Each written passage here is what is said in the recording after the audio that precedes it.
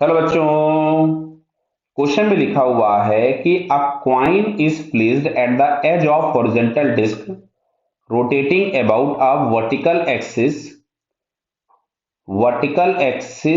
Through its axis with uniform angular speed 2 radian per second. ये angular velocity angular speed बोल सकते हैं।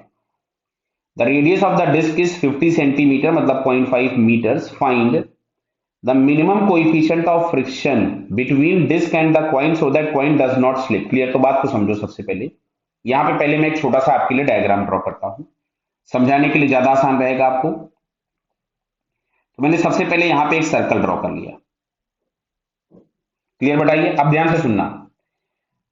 जो भी हम लोगों के पास डिस्क है वो इसी सर्कल के फॉर्म की है।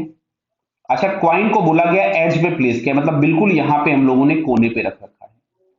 अब यहाँ पे इस क्वेश्चन को हम ग्राउंड फ्रेम से भी सॉल्व कर सकते हैं, इसके ऊपर चढ़ के भी सॉल्व कर सकते हैं। मान लो अगर हम इस टेबल पे चढ़ गए, तो टेबल पे चढ़ गए तो हम लोगों को एक सेंट्रीफ्यूगल फोर्स दिखाई देगा जो कि हमेशा सेंटर से बाहर की तरफ होगा, और इस सेंट्रीफ्यूगल फोर्स होगा एम आर ओमेगा स्क्वायर।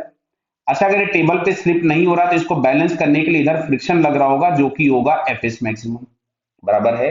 और अगर ये टेबल के साथ साथ घूम रहा है तो टेबल के रेस्पेक्ट में, मतलब इस भाई के रेस्पेक्ट में ये रेस्ट पे दिखाई देगा, मतलब सारे फोर्सेस बैलेंस्ड हो गए। तो F S maximum is equals to हम लोग यहां से लिख सकते थे M R omega square. F S maximum हो जाएगा म्यू इंटू एन, और ये आपके पास टॉप व्यू है। सो एन और एम जी आपस में बैलेंस्ड होंगे। ये आ गया एम आर ओमेगा स्क्वायर, तो एम से एम कैंसिल हो गया। म्यू इंटू 10, रेडियस दी गई है 0.5, 50 सेंटीमीटर दी है 50 सेंटीमीटर, और ओमेगा का स्क्वायर बोले तो 4 हो जाएगा, 2 का स्क्वायर करना है हमको, तो यह आ जाएगा 2/10।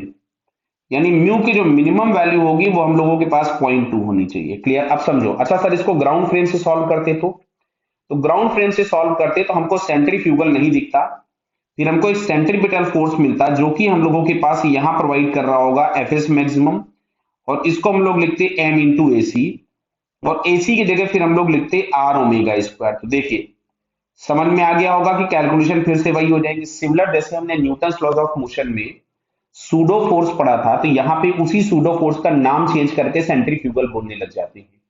वहां भी pseudo force acceleration of frame के अपोजिट होता था, यहां भी एक्सेलरेशन ऑफ फ्रेम के अपोजिट होता है। क्यों? अगर पार्टिकल सर्कल पे घूम रहा है तो उस पे एक सेंट्रीपिटल एक्सेलरेशन होगा जो कि सेंटर की तरफ में होगा, तो सूडो फोर्स सेंटर से, या सेंट्रीफ्यूगल फोर्स सेंटर से किधर लगेगा? बाहर की तरफ में। क्लियर? तो यहाँ पे म्यू इज इक्वल टू 0.2 हमको सेकंड ऑप्शन में दिया है, सो फिर second answer is correct. Okay बेटा, ऑल द बेस्ट।